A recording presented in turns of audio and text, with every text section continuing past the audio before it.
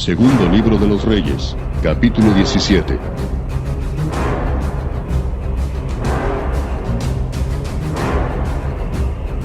Te damos la cordial bienvenida a tu programa Palabras de Vida Eterna. En estos momentos vamos a estudiar el libro de Segundo de Reyes.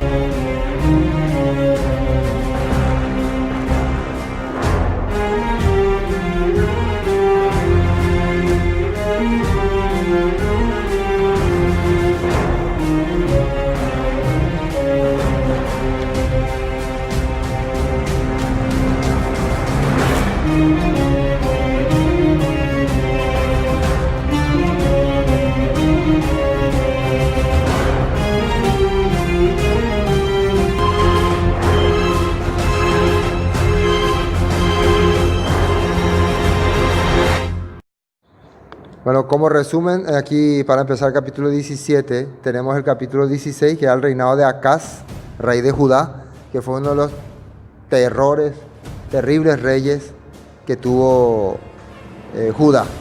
¿Se acuerdan una de las cosas horribles que hizo? Sacrificó a su hijo, corrompió el país, trajo la idolatría, permitió la adoración en los lugares altos.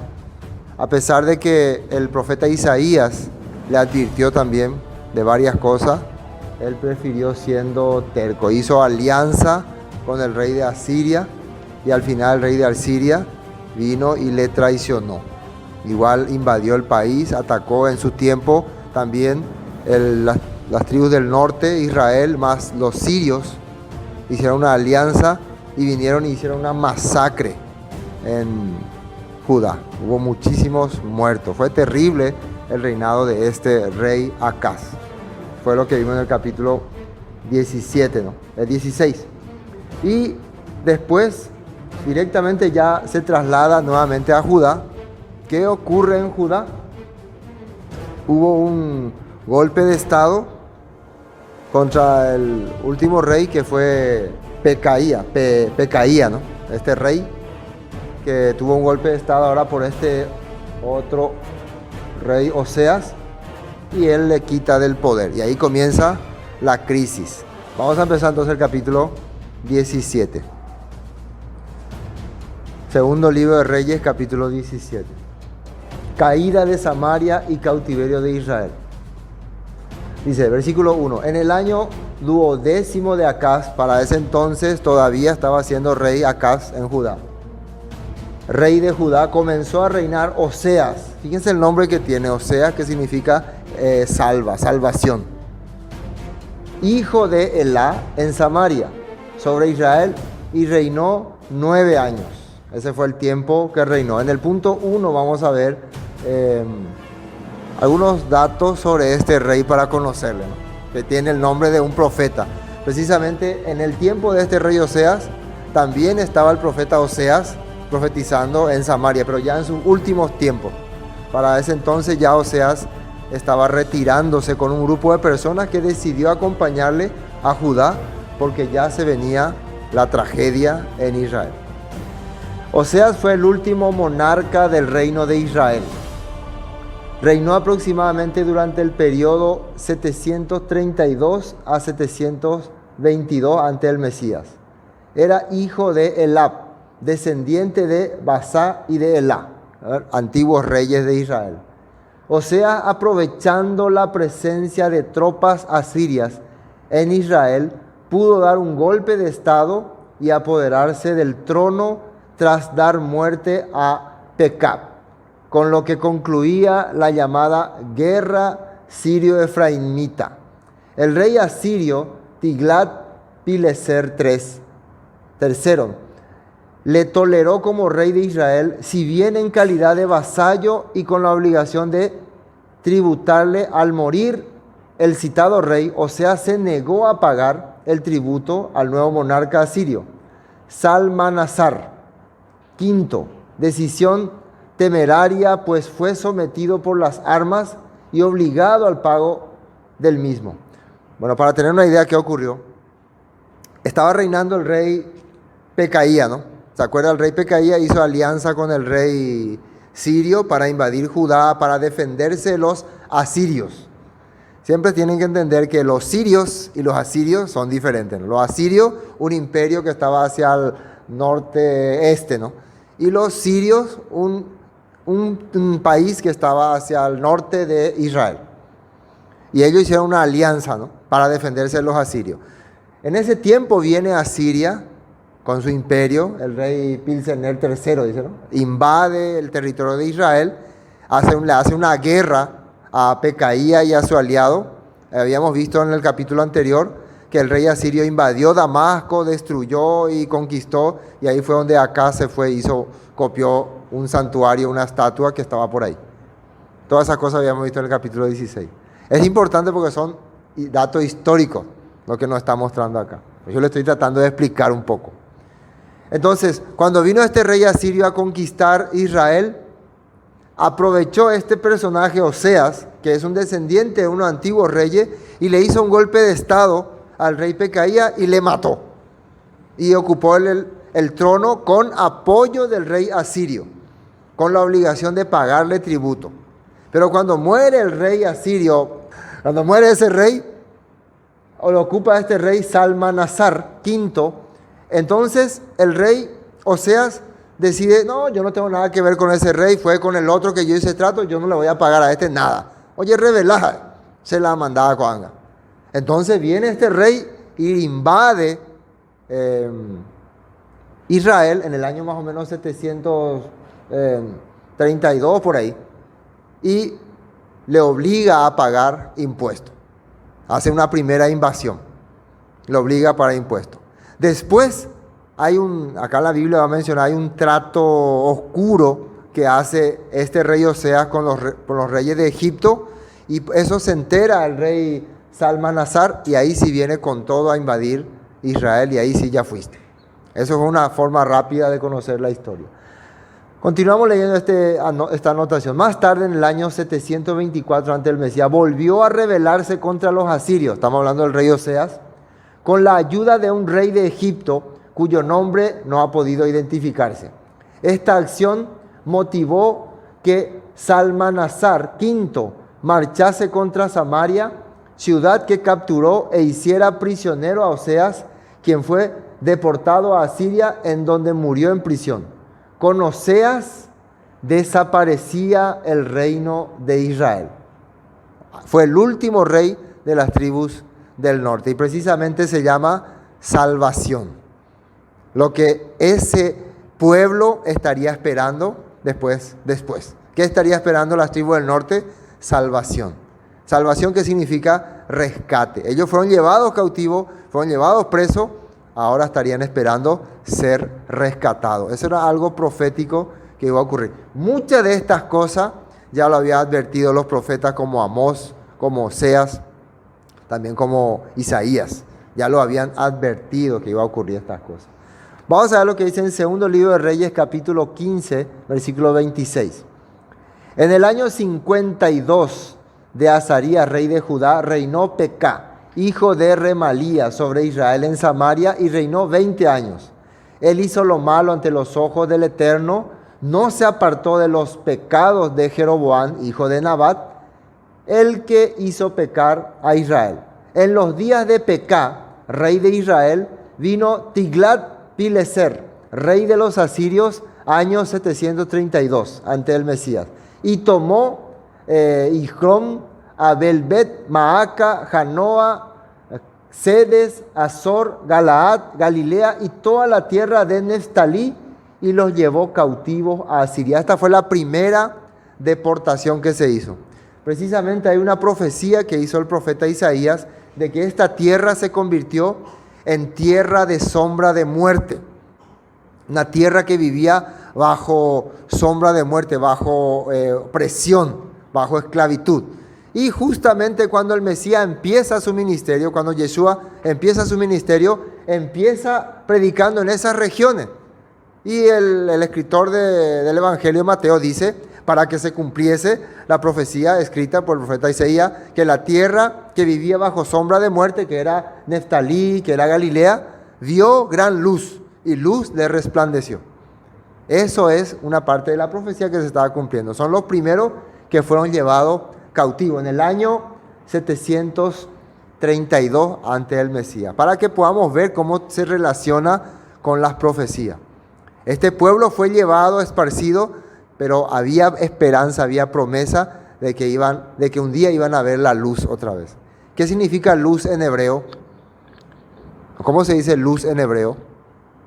Or. Y nosotros habíamos sacado un significado con el pictográfico, que or era conexión de lo eterno con el hombre. Conexión de conectar al eterno con el hombre. Era una manera de conectarse.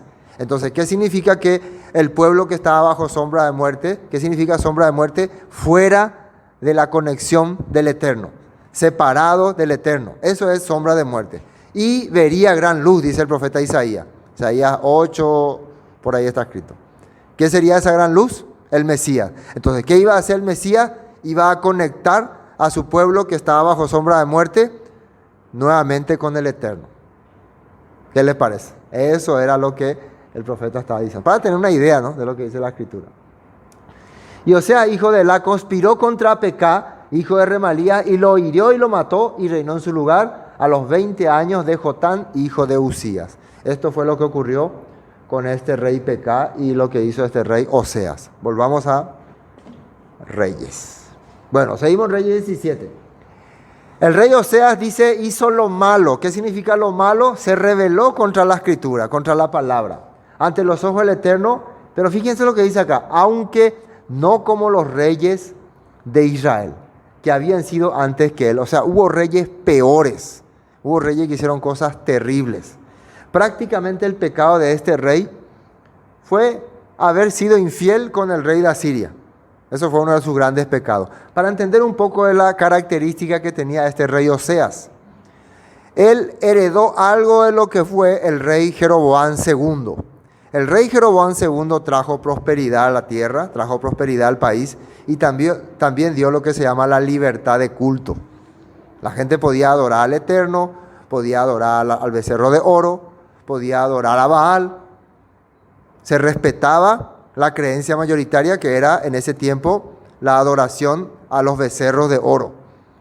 En Samaria, en Israel, la adoración a los becerros de oro fue algo especial, importante.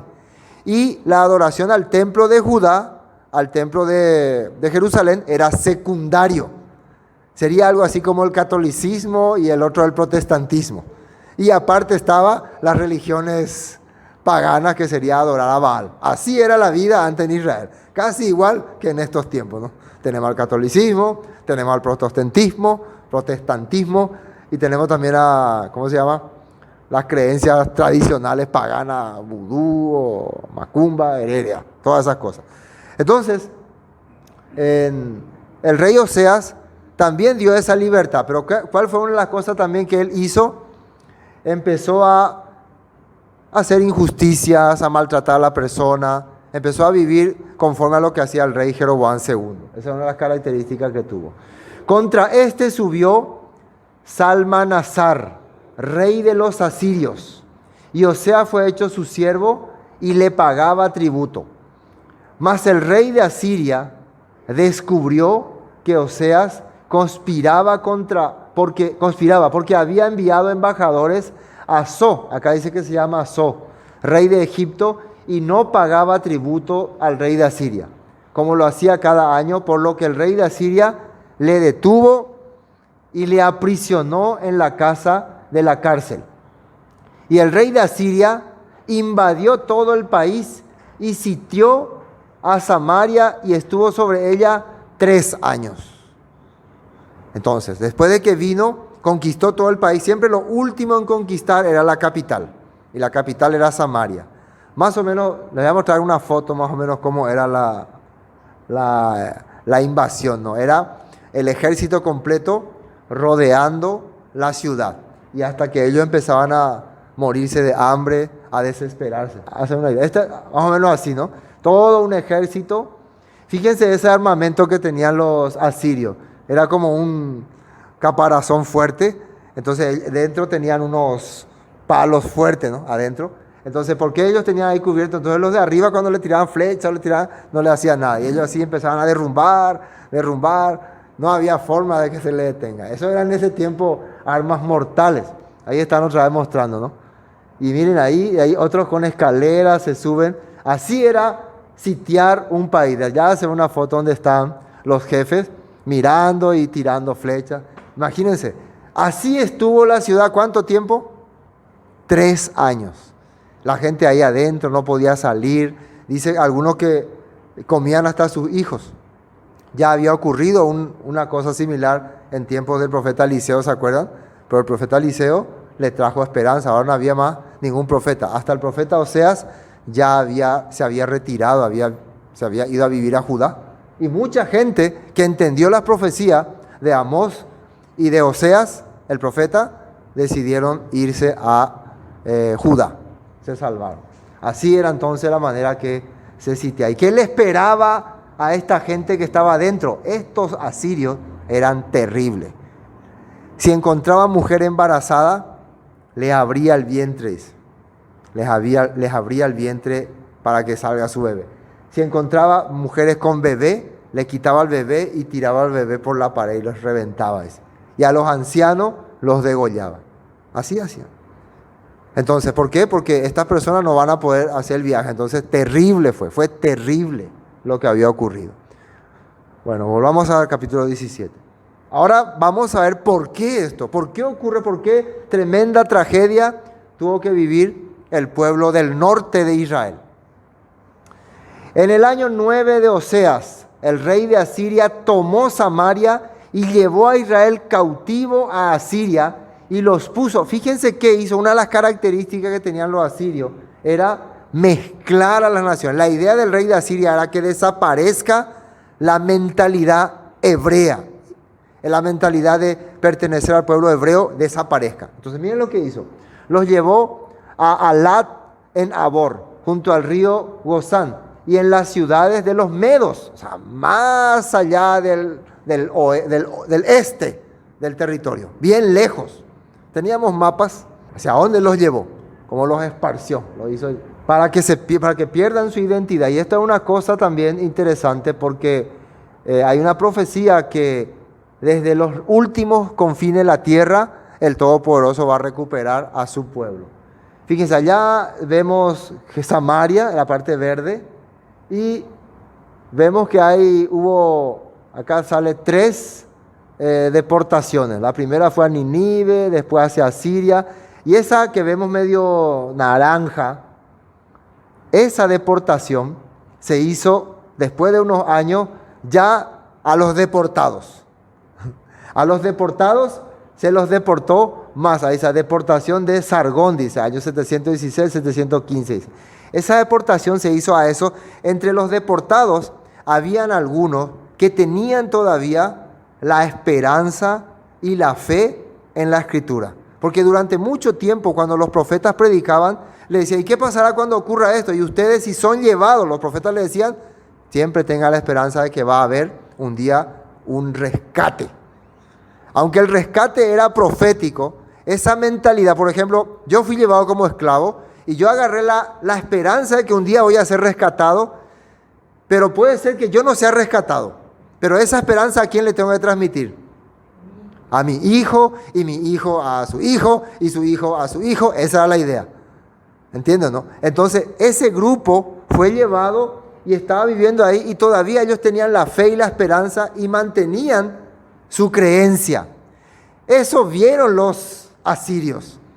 El otro grupo se asimiló. El otro grupo fácilmente se olvidó de, mejor vivimos acá. Se asimilaron. Pero este pequeño grupo seguía con su creencia, seguía con la esperanza. Un día seremos rescatados. Un día vendrá nuestro libertador y nos devolverá a nuestra tierra. Eso sí, no te va a volver porque nosotros te vamos a llevar ahora más lejos. Entonces le llevaron más lejos. ¿Hacia qué región? Hacia las regiones de Macedonia, de Turquía, más al norte de donde estaban. Eso fue lo que después, cuando el apóstol Pablo, más allá, hacia Media, se esparcieron justamente en las regiones donde después los apóstoles, en especial el apóstol Pablo, iba a ir a buscar a los Goín. ¿Y qué era que se le decía a ellos? Ustedes para ustedes son las promesas, para los que están cerca y para los que están lejos, los que habían sido esparcidos. Por eso en la carta del apóstol Pedro habla sobre este punto, los que habían sido esparcidos en las regiones de allá, allá, acá, allá, allá. Entonces cuando llegaba el mensaje a ellos, ¿por qué ellos tenían tanta esperanza? Porque por fin se cumple esa promesa que nuestros antepasados hablaron durante muchos años. Por eso era la promesa de restauración. Esa es la traducción de la palabra besorá, ¿no? Que es evangelio. Besorá es promesa de restauración, promesa de un hogar, de una casa, de un reino. Entonces esa promesa le estaba llegando a esos esparcidos. Eso es lo que Pablo predicaba a los Gálatas, a los Corintios, a los tesalonicenses, colosenses. Y esa era esa gente que fue llevado de ahí de la cautividad, fueron llevados otra vez más lejos. Y esas personas llevaron su esperanza a donde iban. Llevaban su esperanza a donde iban. Y de esa manera la promesa de un reino mesiánico se extendía hacia las naciones. Como dice Yeshua, para que la semilla dé fruto tiene que morir. Ahora ellos están muriendo. Literalmente están muriendo porque están perdiendo su identidad, perdiendo su patria, perdiendo su tierra, pero después van a crecer, van a brotar como gran nación. Bueno, eso es para poder entender a dónde los llevó los asirios, los hizo perder. ¿Hasta cuándo se perdieron ellos? Hasta hoy. ¿Y dónde están todos ellos ahora? Y por acá están. No están acá. Estamos encontrándole. Para encontrarle a esta gente se necesitaba tiempo y espacio. Tiempo y espacio. Y eso es lo que el Todopoderoso, eso es lo que Yeshua dijo cuando ellos le preguntaron, ¿restaurarás a Israel en este tiempo? No, no les toca a ustedes saber el tiempo ni los momentos, pero van a recibir poder. ¿Qué significa poder? La palabra poder es autoridad. Para hacerme testigo aquí en Jerusalén, Judea, Samaria. ¿Y por qué se acordó de Samaria? Y hasta los confines de la tierra, porque ellos también fueron esparcidos y a ellos también hay que traerlos. Dijo la última parte, hasta los confines de la tierra. De Samaria fue llevado el pueblo hasta los confines de la tierra. ¿Pero se entiende, paina? Péalo y coacue el año de pueblo, japea la promesa, o ya poacue la apóstol, la Yeshua, tengo también otras ovejas que no son de este redil, por ellas también debo ir. Y los que escuchan su voz son los que en algún momento esta promesa, cuando está escuchando la promesa de restauración, como se siente. Siento que me está llamando a mí. Siento como que pertenezco a ese pueblo. En nuestra vida, poco a poco nosotros empezamos a identificar ese sonido de que no pertenecemos a este mundo, a este sistema. No somos pollos. Parecemos...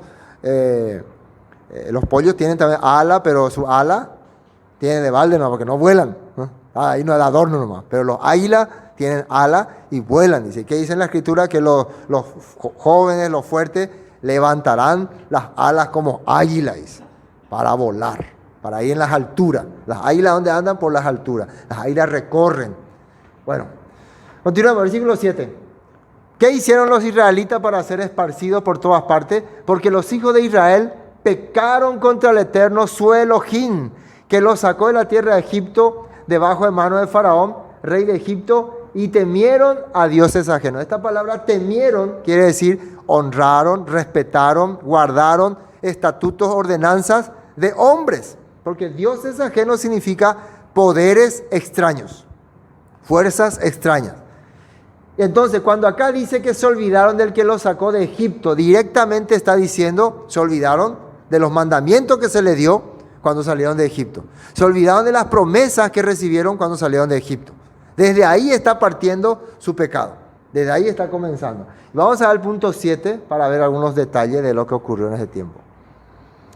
Deuteronomio capítulo 28, versículo 63. Dice así. Así como el Señor se deleitaba en prosperarte y en multiplicarte, ahora el Señor eterno se deleitará, fíjense lo que dice ahí, en destruirte. Será arrancado de la tierra donde estás, a punto de entrar y que vas a poseer. Esta palabra es Deuteronomio, es la Torah, es una profecía que se le estaba dando al pueblo cuando estaba a punto de entrar en la tierra prometida, los que habían salido de Egipto. Y se le había dicho, si ustedes no cumplen la palabra, no cumplen los mandamientos, así como estoy feliz de dejarlos entrar, también voy a tener que estar feliz de sacarlos de aquí porque van a ser un estorbo, un daño. ¿Sí? O sea que ellos sabían que esto le iba a ocurrir. La Torá les había avisado. Eso era lo que los profetas, como Oseas, como Amós, venían predicando durante mucho tiempo. Pues el Eterno te dispersará por todas las naciones, desde un extremo de la tierra hasta el otro. ¿Y qué dice? Allí rendirás culto a dioses ajenos que ni tú ni tus antepasados conocían, dioses de madera, de piedra. Entonces, ¿quiénes son las personas que ahora están adorando dioses de madera y de piedra? ¿Quiénes son? Muchos de los que dicen que creen en Jesús, los cristianos, ¿no? Están adorando. Los templos, los edificios grandes también son dioses.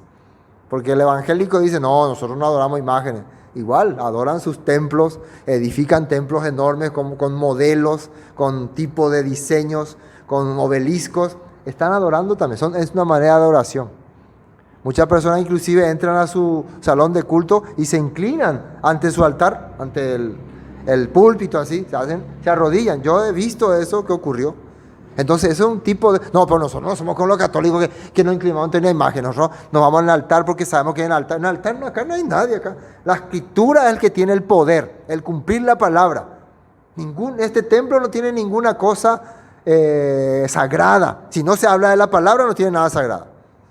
¿Entienden? Lo sagrado de este lugar es cuando se está hablando la escritura, cuando se está cumpliendo la palabra. Ahí es sagrado. Entonces tu casa, tu habitación, el patio puede ser sagrado cuando se está hablando la palabra. ¿Qué dijo Yeshua por el templo de Jerusalén? ¿Qué dijo? Que era cueva de ladrones. En ese lugar ellos estaban adorando, Elohim, Adonai, pero Yeshua dijo cueva de ladrones. ¿Y Yeshua dónde predicaba? En el Monte de los Olivos. Cada vez que bajaba a Jerusalén era para darle exhortación. Víbora, generación de víbora, serpiente, hipócrita. Así le hablaba a los que estaban ahí. Entonces es importante entender ese punto.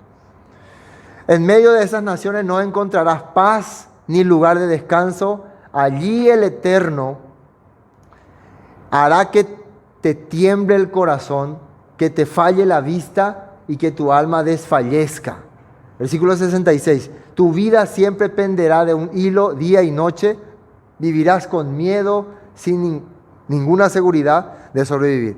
El creyente actual, primero lo está ciego porque no entiende la palabra. Y segundo, vive con miedo. ¿A qué la infierno? ¿A qué PJ infierno es? Cualquier cosa, infierno, la ira del Eterno caerá sobre usted. Nos hace ir al infierno, nos hace ir al infierno.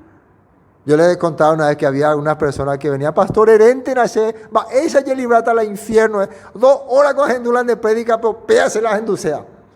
Lo único que quieren saber es cómo ser libre del infierno, cómo librarme del infierno. Y quería escuchar esta palabra. Y cree que Jesús murió por ti y ya eres libre del infierno. Eso quería escuchar. La gente vive con temor. Ustedes si van en algunas congregaciones viven así, ay Señor, por favor. ¿De qué teme? ¿Por qué está quebrantado? Porque perdieron la voluntad del Padre. Porque saben que han sido rebeldes. Saben que han hecho lo incorrecto.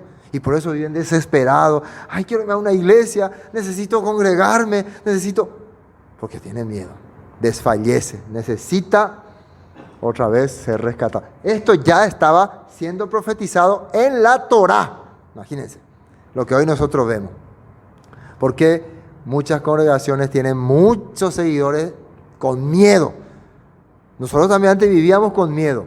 Si ustedes se apartan de nosotros, va a ocurrir esto, va a ocurrir aquello, va a suceder esto. Y la gente tiene terror. No, la maldición va a caer sobre nosotros.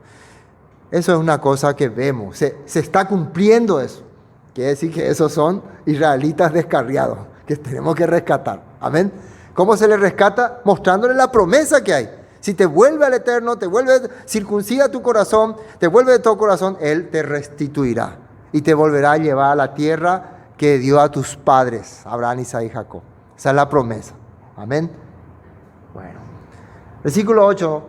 Y anduvieron en los estatutos de las naciones que el Eterno había lanzado. Seguimos en Segunda de Reyes 17:8. De los hijos, en estatutos de las naciones que había lanzado delante de los hijos de Israel y en los estatutos que hicieron los reyes de Israel. ¿Qué quiere decir? En vez de hacer lo que dice la Escritura, hacían lo que decían las naciones. Y esto es interesante porque en la actualidad las naciones, o sea, los creyentes han agarrado todos los estatutos que las naciones siguen. Las mismas creencias que las naciones, las fiestas tradicionales de las naciones, los creyentes han puesto como sus tradiciones. También en el tiempo de Yeshua ya los judíos tenían muchas costumbres que habían sacado de Babilonia y muchas que habían heredado del imperio griego. Si ustedes investigan bien, el judaísmo del tiempo de Yeshua tenía una mezcla de cultura babilónica y cultura griega. Esas culturas tenían, ¿no? Increíble. Vamos al punto 8. Versículo, Josué 23:15. Dice, pero así como ha venido sobre vosotros toda palabra buena que el Eterno vuestro Elohim os había dicho, también traerá el Eterno sobre vosotros toda palabra mala, hasta destruiros de sobre la buena tierra que el Eterno vuestro Elohim os ha dado. Ya Josué también había dicho, así como le está dando palabra de esperanza, si viven transgrediendo la palabra, vendrá palabra de desesperanza. Eso es la ley. Esa es la maldición de la ley. Te trae bendición cuando haces las cosas correctas. Y si haces las cosas incorrectas, te trae maldición. Si traspasareis el pacto del Eterno, versículo 16, vuestro Elohim que os ha mandado yendo y honrando a dioses ajenos e inclinándoos a ellos, entonces la ira del Eterno se encenderá contra vosotros y pereceréis prontamente de esta buena tierra que Él os ha dado. Profecías, Josué y Yehoshua ya había dicho también, si van a perecer, van a ser arrancados, entonces no hay forma de decir, no lo cuain o no lo entendéis. Ya había escrituras que decían. Versículo 9, y los hijos de Israel, nuevamente está diciendo el escritor de Reyes, hicieron secretamente cosas no rectas contra el Eterno su Elohim, edificándose lugares altos en todas sus ciudades, desde las torres de las atalayas hasta las ciudades fortificadas. ¿Qué serían esas cosas secretas? Por un lado, adoraban al Todopoderoso, pero por otro lado tenían sus dioses, sus cosas ocultas. También esto habla de los negocios sucios que se hacía en ese tiempo. Hoy en día igual. Así hoy en día está la cristiandad. Todas las religiones están siempre con cosas que le presentan al público y cosas secretas que acá entre nosotros. Eso ya existía desde ese tiempo. Bueno, estamos entendiendo, ¿no? Cosas secretas. Después lugares altos, lugares donde ellos en el templo, miren, la adoración en aquel tiempo era en Jerusalén. Ahí se tenían que adorar. Ellos ya edificaron luego 2 templos, que eran en Dan y en Betel. Aparte de eso, tenían así lugares donde se iban y rendían culto a sus deidades. Curiosamente, las congregaciones suelen algunos suelen ir a orar en los montes, y algunos dicen que se agarran de palos, y algunos dicen que prenden ahí fogatas y invocan, dicen que a Elohim. Escuché yo esas cosas. Se van a montañas a orar, a clamar, hacen esas cosas. Entonces era ya una costumbre que existía. Muchas personas supuestamente iban a adorar a Elohim, pero en medio de esa adoración realmente hacían otras cosas. Bueno, continuemos. Todos los pecados que habían hecho. Versículo 10. Y levantaron estatuas e imágenes de acera en todo collado alto y debajo de todo árbol frondoso. Acá esta palabra que marcamos es árbol frondoso. ¿Qué es árbol frondoso? Los árboles gigantes, ellos lo honraban y lo veneraban. Inclusive lo adornaban. Y eso viene de una cultura antigua que ellos habían imitado y que sabemos nosotros que en la actualidad hay una festividad que se está acercando y que honra al árbol gigante. Por si acaso no han visto algún árbol gigante por ahí. tenemos imagen, tenemos imagen de algo similar. En la antigüedad y en la actualidad, que se honraba ya a los árboles, ¿cómo se dice? Gigantes. Se le hacía, en eso, debajo de esos árboles se hacían rituales, se hacían orgías, se entregaban regalos. Era como un altar para ellos.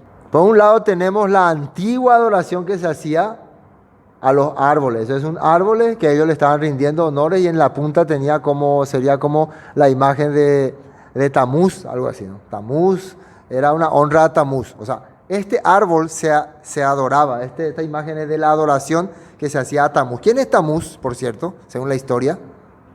El hijo de Nimrod, a quien llamaban el dios Sol, el dios de toda la creación, y su hijo Tamuz, hijo supuestamente por el poder celestial que nació de Semiramis, o sea, la Santísima Trinidad.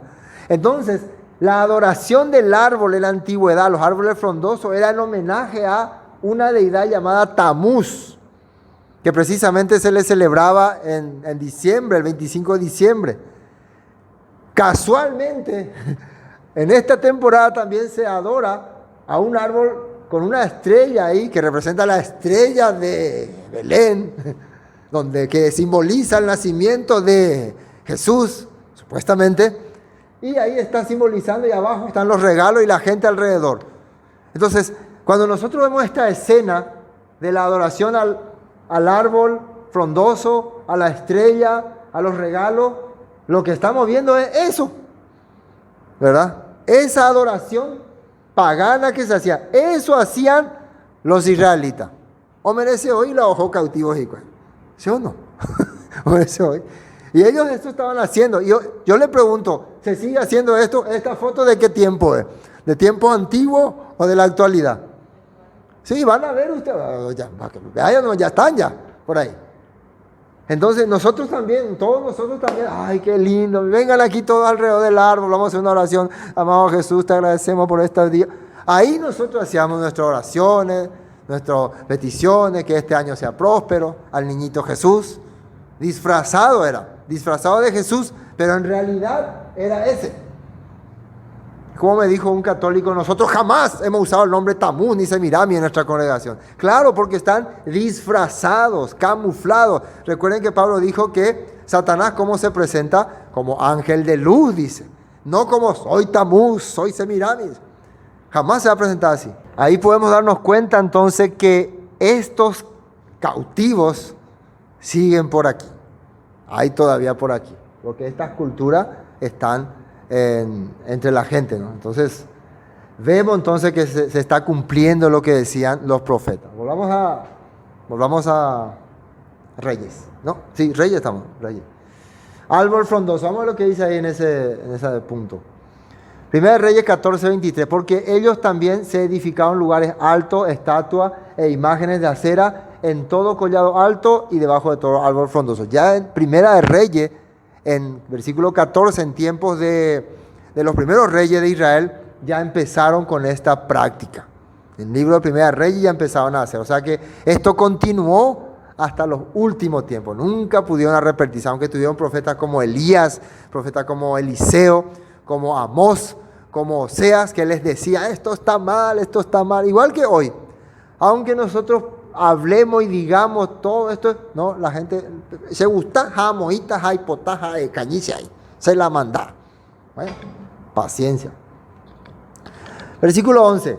Y quemaron allí incienso en todos los lugares altos a la manera de las naciones que el Eterno había traspuesto delante de ellos, e hicieron cosas muy malas para provocar a ira al Todopoderoso. Por eso es que ahora estaban siendo llevados cautivos. No eran unos inocentes angelitos. Eran unas personas que durante años habían vivido en corrupción, en pecado. Y servían, versículo 12, a ídolos, de los cuales el Eterno les había dicho, vosotros no habéis de hacer esto. Servían a ídolos, a imagen, aunque se les dice, se les advierte, no, pero nosotros no adoramos ídolos, nosotros los veneramos, nosotros también en la antigüedad adoraban el ángel, el querubín. Recuerden que el becerro de oro, el que se hizo en Dan y en Betel, era supuestamente aludiendo a que los israelitas hicieron una vez un becerro. Y que eso representaba a Elohim, porque ahí Aarón que dijo, estos son tus dioses, oh Israel, que te sacaron de Egipto. Esa fue la frase de Aarón. La misma frase usó Jeroboam cuando hizo los dos becerros. Entonces, cuando ellos adoraban el becerro de oro, ¿ellos qué estaban creyendo? Que estaban adorando al Eterno de Israel. Por eso esa fue la religión oficial en Samaria. ¿Y qué dice Oseas? Tu becerro, oh Israel, te han hecho caer. Eso está escrito en el libro de Oseas. Versículo 13. El Eterno amonestó. Versículo 13, vamos a leer todo primero. Dice, miren, este versículo vamos a entender bien. Está todo raspado, ¿no? Se nota que se rayó todo, ¿no? Si vi aquel que leyó este versículo, le marcó, remarcó y recontramarcó otra vez. Versículo 13, Segunda Reyes 7:13. El Eterno amonestó. ¿Qué es la palabra amonestó? Oya, ocaso de cuera. Hizo que anivena peicopesa, anivena peyapopesa. Pero hicuay nos enducéis. No querían escuchar. Entonces Israel y a Judá, por medio de todos los profetas y de todos los videntes, diciendo, volveos de vuestros malos caminos. Vamos a decir otra vez, volveos de vuestros malos. Los profetas venían y decían, por favor, salgan de esos caminos, salgan. No es que esto está ocurriendo por ocurrir, se les avisó, se les advirtió, pero no quisieron escuchar. Guardad mis mandamientos. Hoy en día vos le decís a la gente, guarden los mandamientos. No, mandamientos, pico. Jesús ya abolió todos los mandamientos. No quieren escuchar, no quieren oír. Se les habla, volveo, esta palabra es teshuvá, regresen a la escritura, regresen a la Torá, regresen a los estatutos del Padre. Y mis ordenanzas conforme a todas las leyes que yo prescribí a vuestros padres y que os he enviado por medio de mis siervos los profetas. Si estos cautivos que fueron llevados por todas las regiones, que fueron esparcidos por todo el mundo, representan ahora a la cristiandad confundida y la cristiandad totalmente desviada de la voluntad del Padre, quiere decir que esta misma amonestación se le está dando hoy. Vuelvan a los mandamientos, vuelvan a las leyes que yo prescribí, vuelvan a las cosas que se le dio a sus padres. Lo mismo es que se está repitiendo. El Todopoderoso levantó hombres de fe, hombres que han entendido este mensaje para ir a decirle a ellos. Pero la gente muchas veces es terca. Pero recuerden que siempre hay un remanente fiel. Remanente. Leyes que prescribí a vuestros padres y que os he enviado por medio de mis siervos, los profetas. Los profetas son los que advirtieron. Ahora en este punto vamos a ver algunos siervos del Eterno que hablaron estos puntos. Ya comenzando desde Primera de Reyes, en los tiempos en que ya había el conflicto con el rey Salomón. El rey Salomón ya se estaba desviando de la voluntad. Ya desde este tiempo aparecen los primeros profetas advirtiendo. Primera de Reyes, capítulo 11, versículo 30. Aparece alguien llamado Ahías. Y tomando Ahías la capa nueva que tenía sobre sí, la rompió en 12 pedazos. Este fue el profeta que fue y le dijo a Jeroboam que el Todopoderoso va a quitar el reino porque tú no has sido fiel a sus mandamientos. Y también le dice, eso fue a Salomón, y también a Jeroboam le dice que él va a ocupar el reino. Y le dijo a Jeroboam, versículo 31, toma para ti los 10 pedazos, porque así dijo el Eterno, Elohim de Israel. He aquí que yo rompo el reino de la mano de Salomón, y a ti te daré 10 tribus.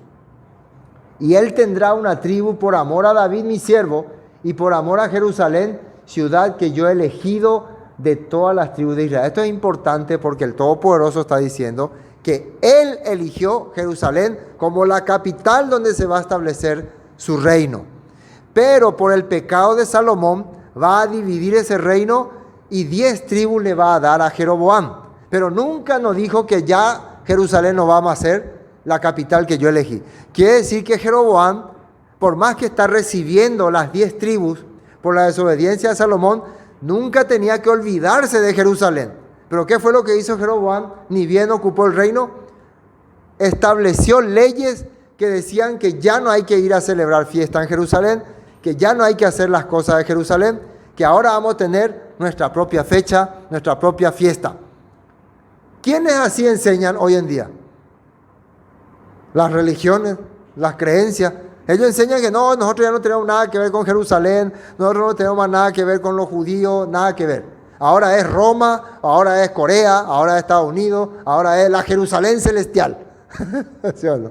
Cualquier cosa se han inventado para salir de lo que el Padre estableció. Fue la primera advertencia que daba un profeta. Ani que penderezaray Jerusalén. Y fue lo primero que hicieron Jeroboam. Por cuanto me ha dejado, versículo 33, y han adorado a Astoret, diosa de los sidonios, a Quemos, dios de Moab, y a Moloc, dios de los hijos de Amón, y no han andado en mis caminos para hacerlo recto delante de mis ojos, y mis estatutos y mis decretos, como hizo David su padre. Eso fue lo que hizo Salomón y sus hijos. Por eso vino este pecado. Vamos al siguiente texto. Primera de Reyes 18, 17. Viene un profeta contra uno de los terribles reyes llamado Acab. Cuando Acab vio a Elías, le dijo: ¿eres tú el que turbas a Israel? ¿Se acuerdan de esta escena, no? Cuando durante 3 años no estaba lloviendo más ¿dónde era? En Samaria, porque el profeta Elías había dicho, porque ellos habían hecho un templo a Baal. Acab se había casado con una pagana llamada Jezabel, y Jezabel le obligó a Acab de que haga un templo a Baal. Y pasando el tiempo, Jezabel estaba persiguiendo a los profetas de Dios, y empezó ya la adoración oficial en Israel a Baal. Qué terrible, ni siquiera se adoraba el becerro de oro. El becerro de oro por lo menos todavía creían que le adoraban a Dios, pero ahora no, el becerro de oro, digo, Baal ya adorata. ¿Quién es Baal?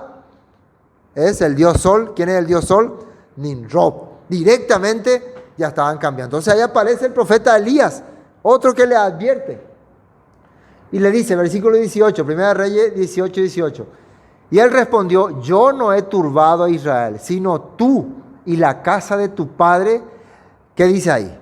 ¿Qué dice ahí? Dejando los mandamientos del Eterno y siguiendo a los Baales. Peayeuma la problema. Peayeuma la problema. Bueno, hay otro profeta, Amós 2:6. Amós fue un profeta en tiempos del rey Jeroboam II, que vino de Judá. ¿Cómo era se llamaba su pueblo de Amós? Tecoa. Él era, dice que un boyero, un campesino.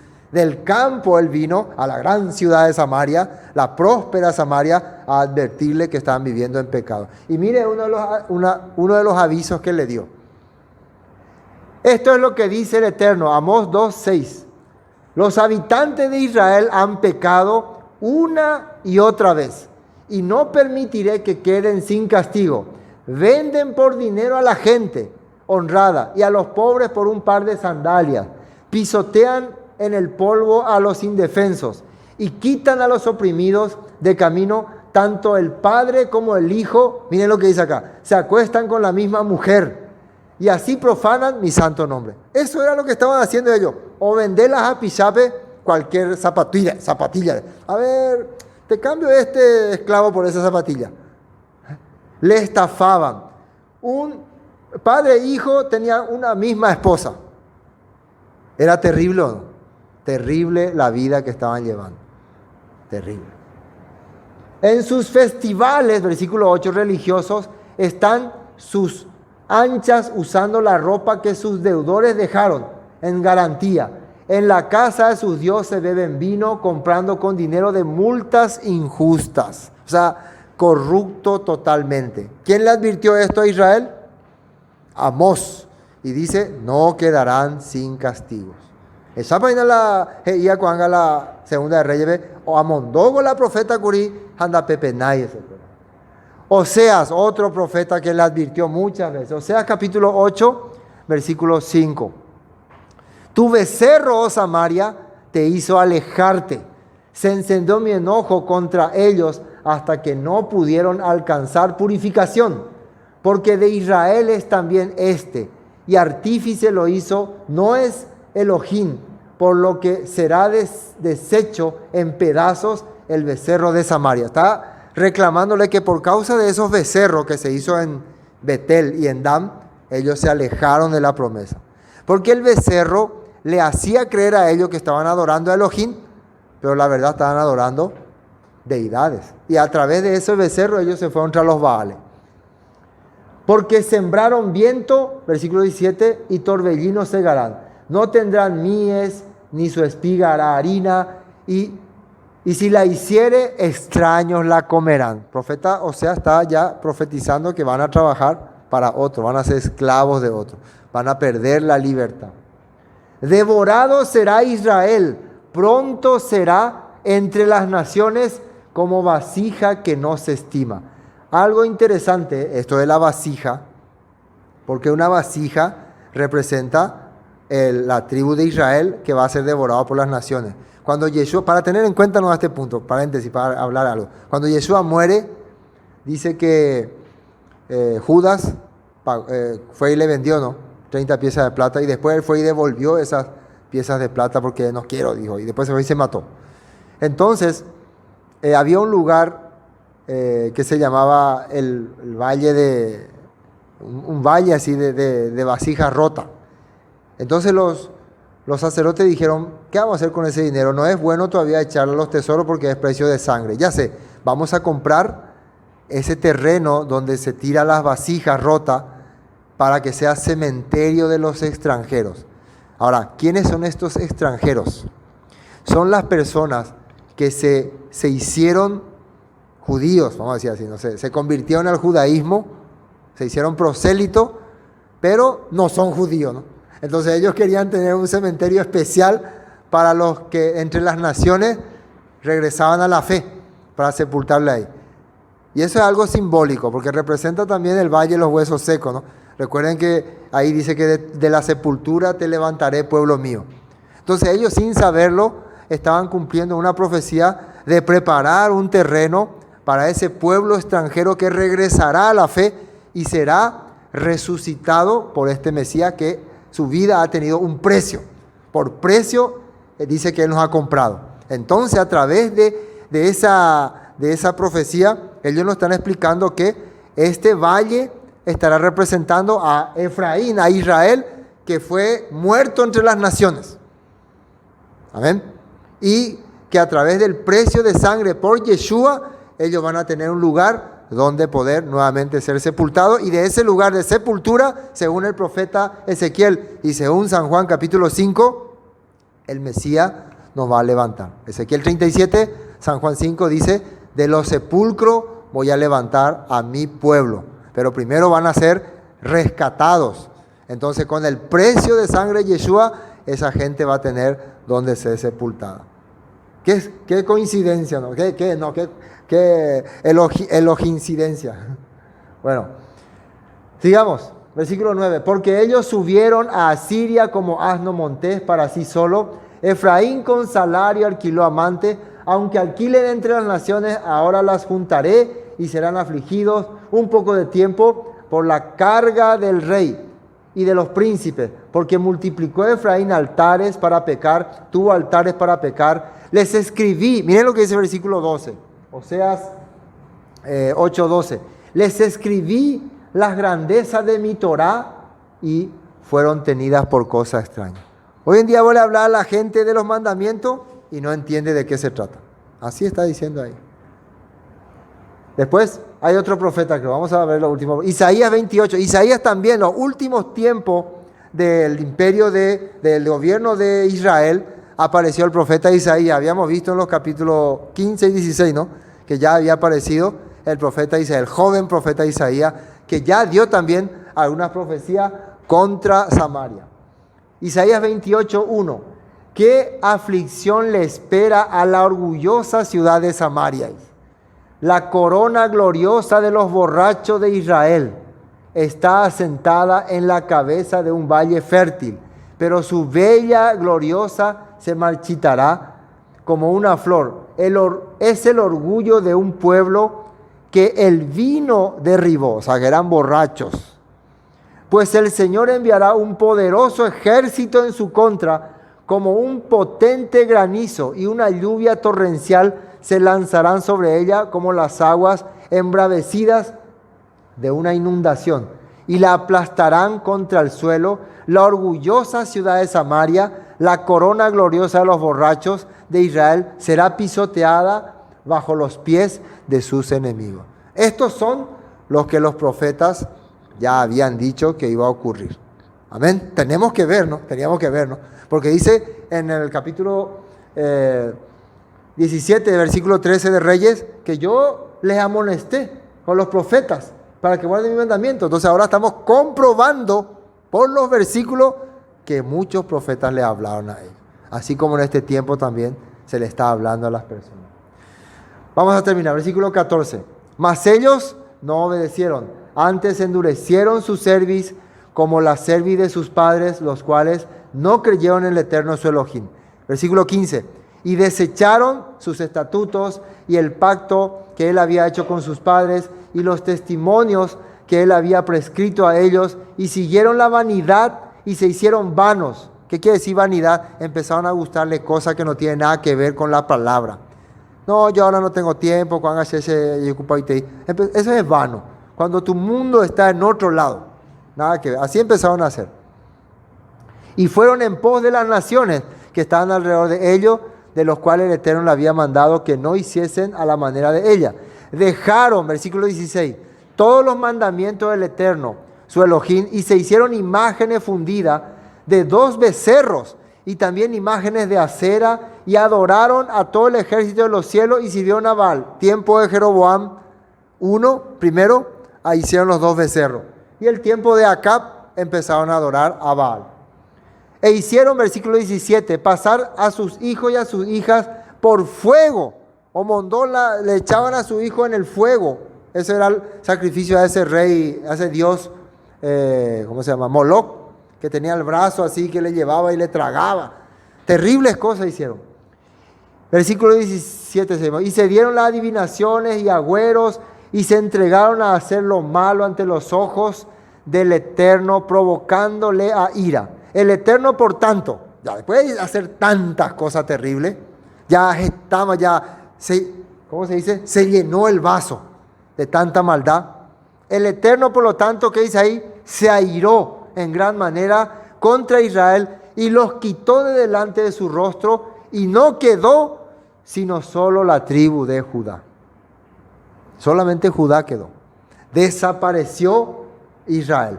Pero versículo 19, ¿qué dice? Más ni aun Judá guardó los mandamientos del Eterno su Elohim, sino que anduvieron en los estatutos de Israel, los cuales habían ellos hecho. ¿Por qué este versículo 19 dice ni aun Judá?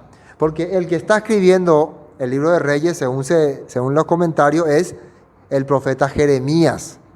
Y él estaba escribiendo esto porque justamente en su tiempo Judá estaba viviendo también en pecado. Y estaba en las puertas de una invasión que iba a ser ya de Babilonia. Pero eso todavía no ocurría. El escritor Jeremías, según se cree de Reyes, está advirtiendo, aunque Israel fue así, Judá también está igual. Así que este escrito es para ustedes, judíos. Vean lo que ocurrió con Samaria, aprendan. Versículo 19, más ni aún Judá guardó los mandamientos, dice. Versículo 20, y desechó el Eterno a toda la descendencia de Israel, y los afligió, y los entregó en manos de saqueadores hasta echarlos de su presencia. Porque separó a Israel de la casa de David, y ellos hicieron rey a Jeroboam, hijo de Nabat, y Jeroboam apartó a Israel en pos de el Eterno, y les hizo cometer gran pecado. ¿Quién hizo este gran pecado? Nabat. Por eso en todas partes de los reyes de Israel sale que pecaron el pecado de Jeroboam. 22. Y los hijos de Israel anduvieron en todos los pecados de Jeroboam, que hizo sin apartarse de ellos. 23. Último versículo de esta primera parte. Hasta que el Eterno quitó a Israel de delante de su rostro. Quiere decir que le dio carta de divorcio. Como él lo había dicho por medio de los profetas, su siervo, e Israel fue llevado cautivo de su tierra a Asiria. ¿Qué dice ahí? ¿Y cuándo era hasta hoy? Hay 2 maneras de entender hasta hoy. Uno, hasta el momento que se escribió este libro. Y otro, hasta el momento que yo leí. Y yo leí hasta hoy, que decía hasta hoy. ¿Sí o no? Hasta hoy. Pues yo leí hasta hoy, entonces hasta ahora. Y cierto, si vamos a la profecía, hasta ahora Israel está perdido. Pero están siendo, por la fe, ver Jeremías 3 del 1 al 10. Ahí dice lo que hizo Israel. Eso se llamó divorcio. Se divorció de Israel. Dicen, atiendan bien esto porque esto es interesante. Y vamos a ver si podemos terminar esto. Dicen, según la escritura, esa palabra dicen según la escritura, si alguno dejara a su mujer y yéndose está de él, la mujer, ¿no? La mujer si se va de él y se juntare a otro hombre, ¿volverá a ella más? ¿No será tal tierra de todo amancillada? O sea, vamos a ver otra vez. Si un hombre le abandona a su esposa, le da carta de divorcio, y esa mujer se va y peca o adultera o se va con otro hombre, ese hombre que le dio carta de divorcio, ¿puede agarrarlo otra vez como su esposa? Dice, según la ley, no. Según la ley, no. Porque si vos le agarrás otra vez a tu esposa que le diste carta de divorcio, como tu nueva esposa otra vez, vas a contaminar la tierra. Entonces, en Reyes capítulo 17, Elohim le está dando carta de divorcio a Israel. Le echó, dice, de su presencia. Entonces, la pregunta es, ¿será que le puede volver a traer, después de que Israel se fue y pecó con todas las naciones, le puede volver a traer según la ley? No. Eso es según la ley, no le puede traer porque va a contaminar la tierra. Pero vamos a ver lo que dice acá esta profecía de Jeremías, que fue el mismo que escribió Reyes. Dice, no será la tierra de todo, pues, amancillada, o sea, pisoteada. Tú, pues, o sea, hablando de Israel, has fornicado con muchos amigos. Mas, vuélvete a mí, dice el Eterno. O sea que por la ley, por la Torá, vos estás fuera, expulsada, no tenés esperanza. Pero el Eterno le está diciendo que haga teshuvá, vuélvete a mí, dice el Eterno. Él le está llamando. Entonces, ¿cómo puede hacer esto? ¿Cómo puede llamarle? Si la ley dice que no puede, pero ahí dice que sí puede. Ahora miren lo que dice el versículo 2. Alza tus ojos a las alturas y ve en qué lugar no te hayas prostituido. Junto a los caminos te sentabas para ellos como árabe en el desierto, y con tus fornicaciones y con tu maldad has contaminado la tierra. Por esta causa las aguas han sido detenidas y faltó la lluvia tardía, y has tenido frente de ramera y no quisiste tener vergüenza. O sea que está hablando de Samaria, ¿no? Ahora, quería terminar ya aquí, pero no voy a poder terminar así, porque hay una respuesta a este capítulo. Vamos a Romanos capítulo 7. La Torá dice que no puede volver más a ella, según la ley. Pero eso vamos a mirar lo que dice Romanos 7, 1, ¿no? ¿Acaso ignoráis, hermanos, dice el apóstol Pablo? Pues hablo con los que conocen, ¿qué cosa? La ley. La ley es la Torá. Que la ley se enseñorea del hombre entre tanto que éste viva. Ahora, acá cuando dice la ley, está queriendo especificar a un determinado punto de la ley. No está hablando, porque cuando hablamos de la ley o la Torá, se refiere a Génesis hasta Deuteronomio. Y no puede ser que solamente en este capítulo Pablo esté hablando desde Génesis hasta Deuteronomio, sino que quiere referirse a un punto de la Torá relacionado con el matrimonio. Relacionado con el matrimonio. Dice que la ley se enseñorea del hombre entre tanto que éste vive. O sea que la ley tiene poder, los mandamientos tienen poder sobre tu vida mientras estás vivo, porque el mandamiento es haz o no haz. Y si vos te moriste, ya no podés hacer nada. Porque la mujer casada, y ahora compara con una mujer casada, está sujeta por la ley al marido. O sea, por una instrucción, porque se le da una ketubá en el día del casamiento, lo que tiene que hacer, lo que no tiene que hacer. Y eso es lo que hace que la mujer casada se sujete a su marido. Por ejemplo, si le ve a otro guapo, quiere irse con el otro guapo, no puede porque hay una ley que le sujeta.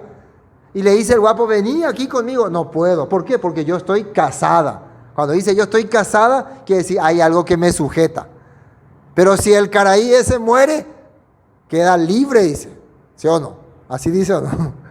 Entonces, dice, porque la mujer casada está sujeta al marido mientras éste vive, pero si el marido muere, ella queda libre de la ley del marido, dice.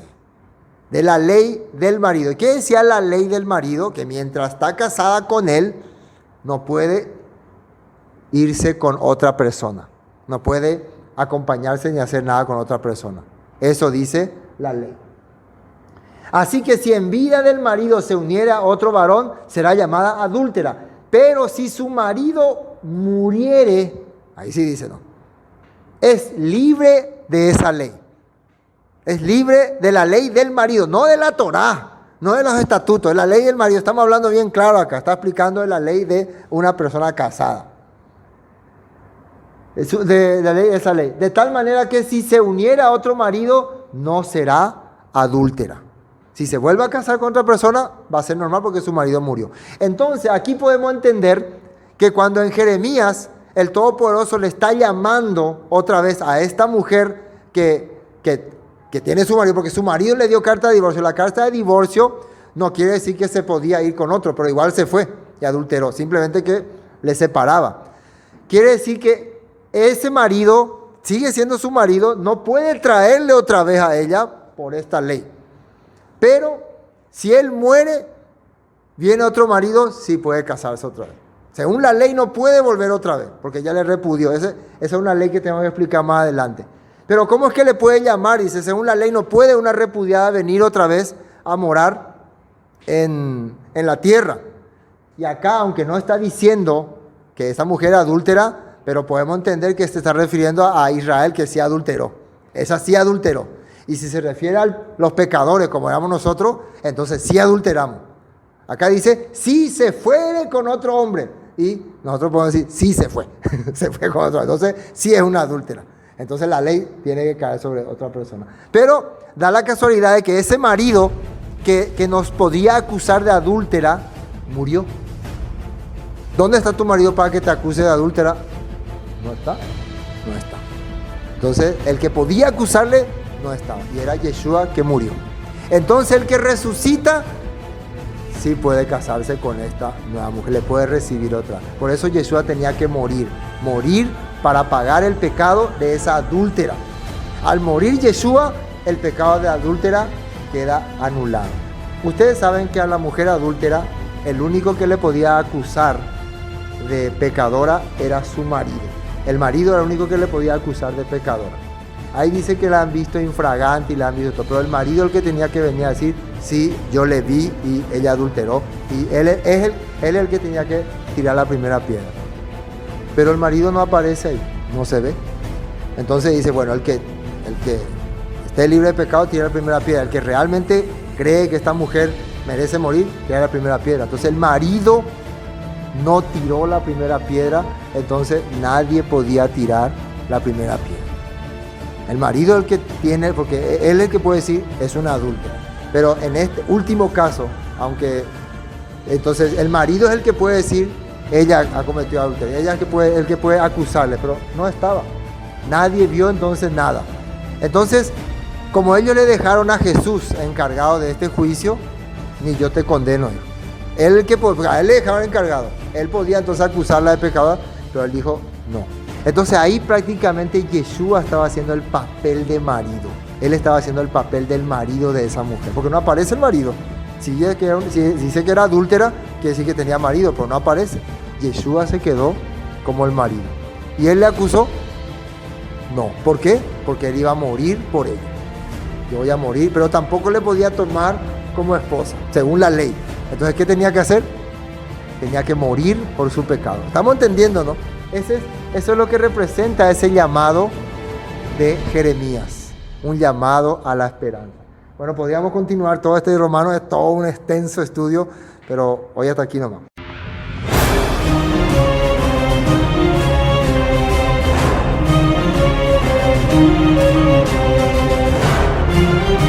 Esto fue Palabra de Vida Eterna, con el estudio del libro de Segundo de Reyes. Bendiciones y hasta pronto.